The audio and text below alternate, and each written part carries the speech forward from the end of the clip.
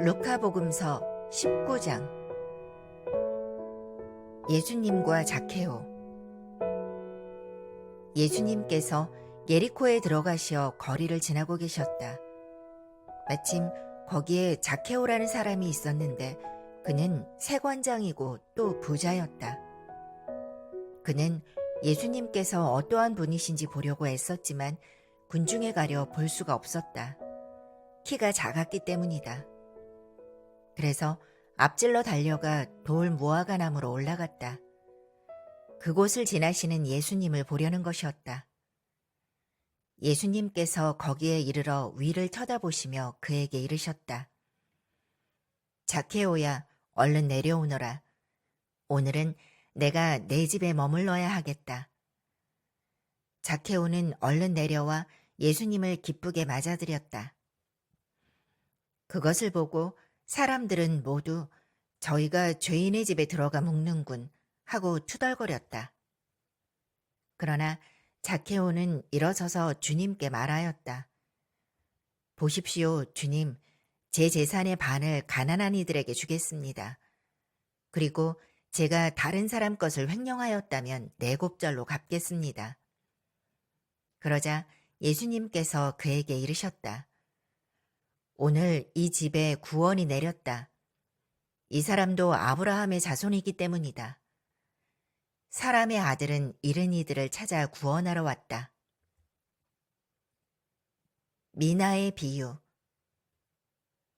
사람들이 이 말씀을 듣고 있을 때 예수님께서는 비유 하나를 덧붙여 말씀하셨다.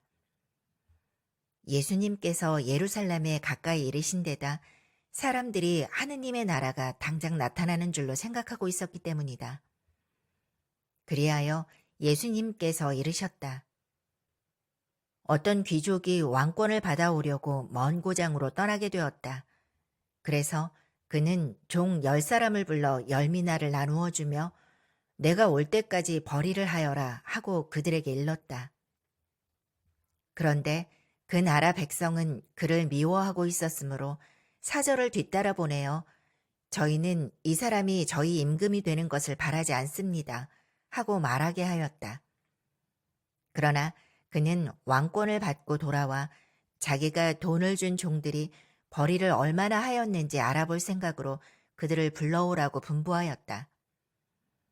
첫째 종이 들어와서 주인님, 주인님의 한 미나로 10미나를 벌어들였습니다 하고 말하였다. 그러자 주인이 그에게 일렀다. 잘하였다, 착한 종아. 내가 아주 작은 일에 성실하였으니 10고을을 다스리는 권한을 가져라.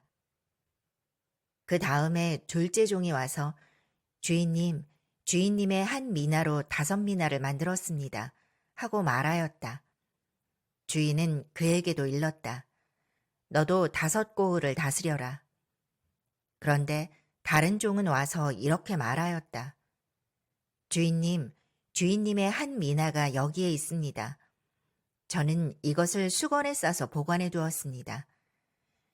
주인님께서 냉혹하신 분이어서 가져다 놓지 않은 것을 가져가시고 뿌리지 않은 것을 거두어 가시기에 저는 주인님이 두려웠습니다. 그러자 주인이 그에게 말하였다. 이 악한 종아, 나는 내 입에서 나온 말로 너를 심판한다. 내가 냉혹한 사람이어서 가져다 놓지 않은 것을 가져가고 뿌리지 않은 것을 거두어 가는 줄로 알고 있었다는 말이냐. 그렇다면 어찌하여 내 돈을 은행에 넣지 않았더냐.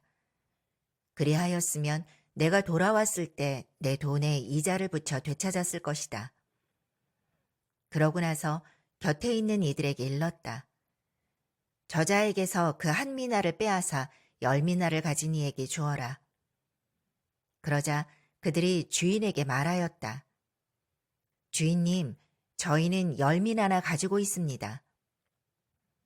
내가 너희에게 말한다. 누구든지 가진 자는 더 받고 가진 것이 없는 자는 가진 것마저 빼앗길 것이다. 그리고 내가 저희들의 임금이 되는 것을 바라지 않은 그 원수들을 이리 끌어다가 내 앞에서 처형하여라. 예루살렘에 입성하시다. 예수님께서는 이 말씀을 하시고 앞장서서 예루살렘으로 오르는 길을 걸어가셨다. 올리브산이라고 불리는 곳 근처 베파게타와 베파니아에 가까이 이르셨을 때 예수님께서 제자 둘을 보내며 말씀하셨다. 맞은쪽 동네로 가거라. 그쪽에 들어가면 아직 아무도 탄 적이 없는 어린 나귀 한 마리가 매여 있는 것을 보게 될 것이다. 그것을 풀어 끌고 오너라. 누가 너희에게 왜 푸는 거요? 하고 묻거든 이렇게 대답하여라. 주님께서 필요하시답니다. 분부를 받은 이들이 가서 보니 예수님께서 말씀하신 그대로였다. 그래서 그들이 어린 나귀를 푸는데 그 주인이 왜 그 어린 나귀를 푸는 거요? 하고 물었다. 그들은 주님께서 필요하시답니다. 하고 대답하였다. 그리고 그 어린 나귀를 예수님께 끌고 와 그 위에 자기들의 겉옷을 걸치고 예수님을 거기에 올라타시게 하였다. 예수님께서 나아가실 때에 그들은 자기들의 겉옷을 길에 깔았다. 예수님께서 어느덧 올리브산 내리막길에 가까이 이르시자 제자들의 무리가 다 자기들이 본 모든 기적 때문에 기뻐하며 큰 소리로 하느님을 찬미하기 시작하였다. 그들은 이렇게 말하였다. 주님의 이름으로 오시는 분, 임금님은 복되시어라. 하늘의 평화, 지극히 높은 곳의 영광. 군중 속에 있던 바리사이 몇 사람이 예수님께 스승님, 제자들을 꾸짖으십시오 하고 말하였다. 그러자 예수님께서 대답하셨다. 내가 너희에게 말한다. 이들이 잠자코 있으면 돌들이 소리 지를 것이다. 예루살렘의 멸망을 예고하며 우시다. 예수님께서 예루살렘에 가까이 이르시어 그 도성을 보고 우시며 말씀하셨다. 오늘 너도 평화를 가져다 주는 것이 무엇인지 알았더라면, 그러나 지금 내 눈에는 그것이 감추어져 있다.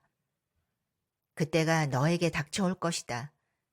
그러면 너의 원수들이 내 둘레에 공격 축대를 쌓은 다음 너를 애워싸고 사방에서 조여들 것이다.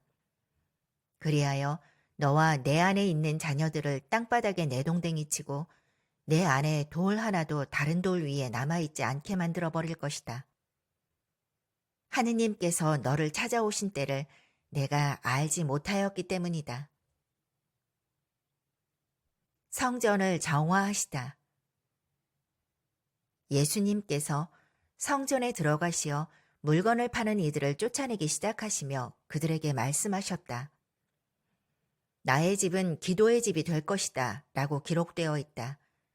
그런데 너희는 이곳을 강도들의 소굴로 만들어버렸다. 예수님께서는 날마다 성전에서 가르치셨다. 수석사제들과 율법학자들과 백성의 지도자들은 예수님을 없앨 방법을 찾았다. 그러나 어떻게 해야 하는지 그 방도를 찾지 못하였다. 온 백성이 그분의 말씀을 듣느라고 곁을 떠나지 않았기 때문이다.